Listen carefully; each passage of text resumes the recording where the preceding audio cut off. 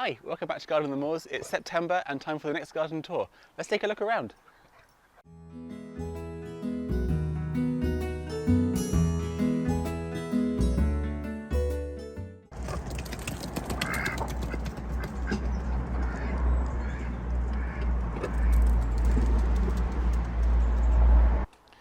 So this first area has had quite a lot of change on the patio. I've planted out a load of the foxglove seedlings that I had. The Nephophias here are doing really well. I think it's called Ice Frost. It's a lovely pale yellow colour. And the Monarda here are doing fantastically well. So luscious. We've had so much rain. Unlike everywhere else in the UK, it seems. It's rained cats and dogs for several weeks, and today's actually the first day that it's not rained in quite a while, and is the only day to not rain for quite a while as well, so we're making the most of the weather. This is Chocolate Cosmos, absolutely beautiful. And then just behind we have some of my cuttings. So these are Salvia Amistad cuttings from last year. I'm going to try and take some more from the main plant hopefully later this month. Then we have some upright lobelias. These are red and pink, and these ones are the blue ones. And then some more seedlings that haven't yet found a home. The figs have done really well in this hot summer that we had, and I've even got a fruit there. I don't know if you can see it. I'll bring these in the greenhouse and hopefully they'll do quite well. I'm probably going to pot them on again because I've got plenty of big pots, so hopefully that will do quite well for them. So there's a little quail update. They're all doing really well. They're doing brilliantly, and we're getting loads of eggs as well, just like under here. So they're really loving these grasses that Brandon planted, which is brilliant.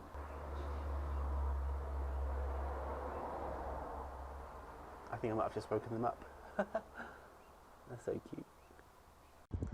Okay, let's take a look in the greenhouse in September.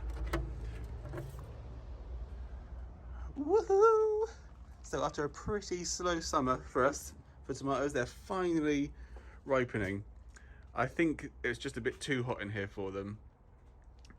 So lesson learned, if we get a heat wave again, you know, once in a lifetime heat wave, then they just take them outside. But they're finally ripening now that it's back to normal. This one here is our Sun Gold variety. They're absolutely delicious. They're so sweet. It's like eating a strawberry almost. It's that level of sweetness. They're one of my favourites to grow because of that. And also, they're one of the first to ripen. I don't know if it's because it's a smaller variety or because it's an F1 hybrid, but they're absolutely brilliant. So we've got plenty of those, which is great. We've got the, I think these are Beef Heart, the Italian varieties. They're taking a little time to still get going, but they're getting there. Next up we have the Elsa Craigs, which are a salad tomato, and they've been delicious. They're really juicy and great in a sauce as well. So they've been brilliant. Grew these last year and they were also really good, so I'm going to try and keep some of these seeds this time. And then just to the side we have our spicier chilies. So these are the habaneros, not too spicy as far as chilies go, but a good enough heat that you can eat them without being uncomfortable. That's the sort of level we go for. So we don't want people to be eating them as if they're a challenge, although it's fun to have them, but I mean ideally we want them to be able to be edible and, you know, have a use in the kitchen. We also have loads of sweet peppers. They're all green at the minute, but that's fine. We've been eating them green and they've absolutely fine in everything we've eaten, and well, delicious really. I mean, you get them in a shop like that. I've got this huge one here which I've been leaving. You know, it's a really good size, to see if it will ripen, because I'm curious to see what colour it goes. But peppers have just been absolutely brilliant for us this year. They've loved the heat. Just to the side of those are the Golden Sunrise tomatoes. Absolutely beautiful, and a really nice flavour as well. So these are from saved seed from last year. So I'll save these again because they obviously like our setup. And yeah, they'll be brilliant. So that's the Golden Sunrise there. Beautiful, bright yellow need to call it sunflower then, bright yellow tomato. Just to the side of them has been our real winner this year, which is the padron peppers. There is just so many, you know, and still more coming. You know, more coming there.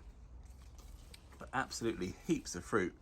And we've just been eating these in pretty much everything, putting them on pizzas even, just having them as a snack, you know, just roasted in the oven for 20 minutes or so. Absolutely delicious. So yeah, really, really pleased with them. I'm gonna see if I can try and save some of these seeds as well, because that would be good, because I know that they've liked it here. And they were nowhere near as good as this last year, whether that's the variety or where we got them from or because of the heat wave, I'm not sure, but yeah, super happy with them. And then last in our little greenhouse are the midnight snack tomatoes. Absolutely beautiful. These are the first ones that have ripened, so we haven't actually tried them yet, but really looking forward to trying them. So that's the greenhouse in September. It's a little bit chaotic with things ripening everywhere and, you know, leaning on each other, but do you know what? That's absolutely fine. The main thing is that we're getting fruit out of here and that it's tasty and delicious and, you know, really good quality, and that's exactly what we've got. So I'm super happy with that. It just took a little while to get there. This rhubarb is looking fantastic. It wasn't very happy in the hot weather this summer, but I started pouring on all of our leftover water and chucked on a load of chicken manure, and it's just come on leaps and bounds, so it's looking absolutely brilliant. So hopefully that will mean next spring it will have loads of energy and give us lots of great tasty stalks of rhubarb to eat. The Casey apple looks adorable. The apples are quite small. They're a lovely colour. I'm glad we have apples, but they're absolutely tiddly. So I'm not sure. I mean, we're in September now. I don't think they're going to get much bigger. But like I said, it's its first year actually fruiting, and you know, I don't know if that's why. And also, it was so dry in early summer, spring, early summer. It was really dry here as well. And I think that's probably why they haven't been able to put on much growth. Its roots probably haven't developed enough yet to be able to cope with it. But hopefully the dry spell has helped encourage its roots out, so next year will be better. I've started cutting back the wildflower area, so I've done that section. Now working my way through to that section. Some of the stalks are quite tough and hard, so I just use a hand, you know, shears type thing, just to cut it back, and then once it's like that, then I can use the lawnmower over it then.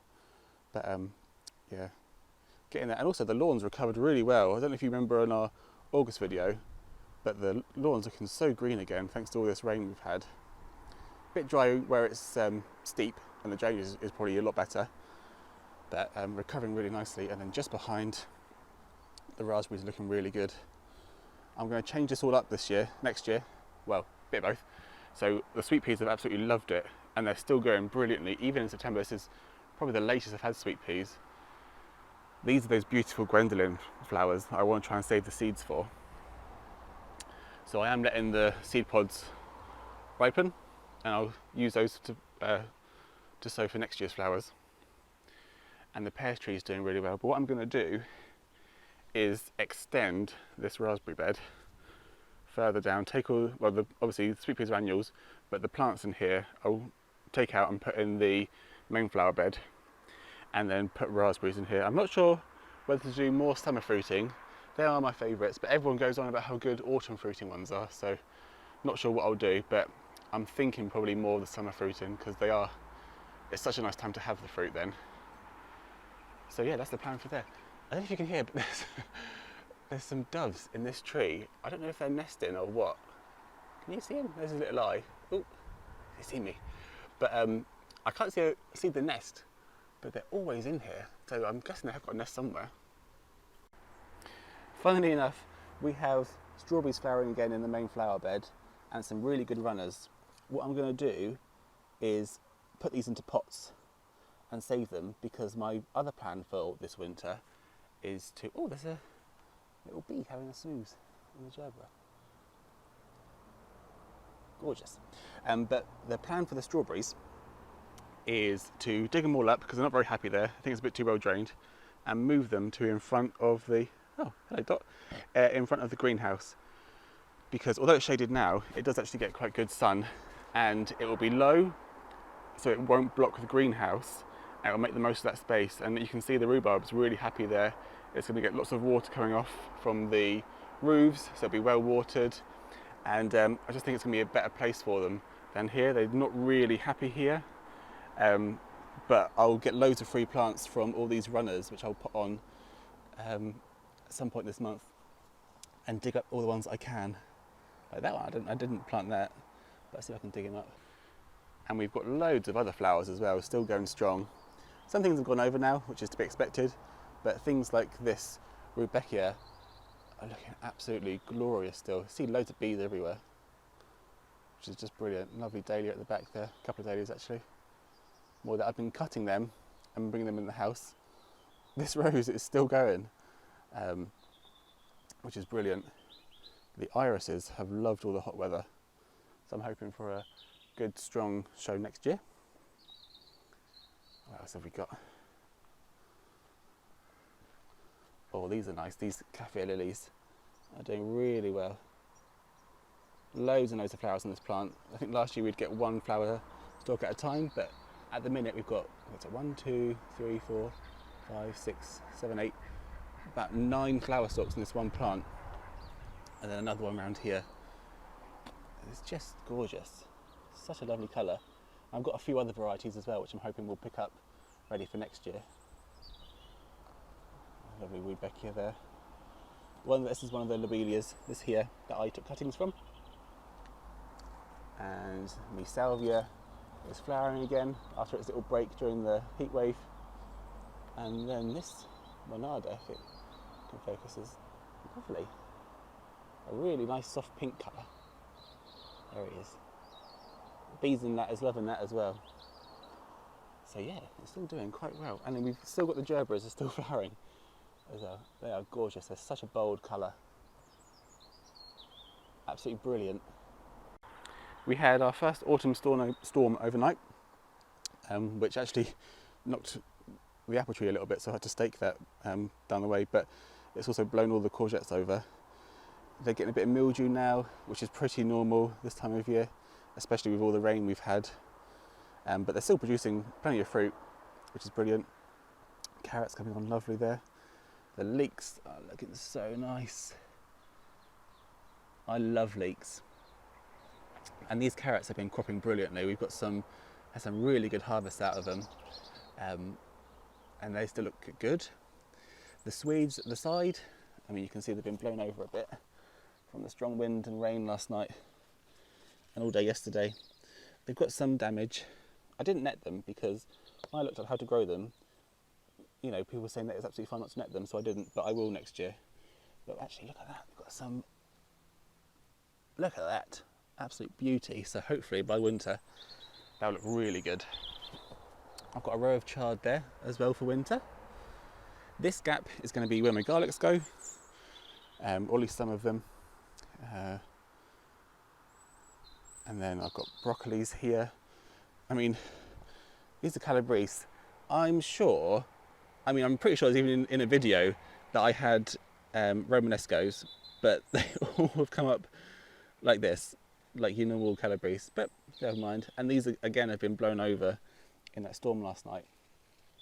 And then back here, I've got some radish. These are, what are they again? Snowball? I think they're called snowball. Oh, actually the labels there. I bought these as seedlings from the shop because I wasn't very prepared. And also, why not? This is what they are. Yeah, snowballs. So hopefully they'll look like that in a few months' time. But they've grown really, really well. They were just tiny seedlings when I got them, and they've grown brilliantly. So I'll probably crop these calabrese, which you can see through there, in the next day or two, and then take them out of the ground, and that will give more space for these, what do I call them again? Turnips. More space for these turnips to grow big and strong, ready for winter. Look, there's a blooming butterfly right there. That's right, Alex is on the case. You missed that one, mate. He likes to chase them. Isn't that a lovely scene? So we've got Wendy and Wendy and Buffy there. Do you know her name, I think? Sally Ann, Dottie and Vera. Scratching up, looking for any bugs and things. And just round the side, Bruce wearing the duck night with Scotch, who's basically his mum, foster mum, off to join the others. Absolutely gorgeous.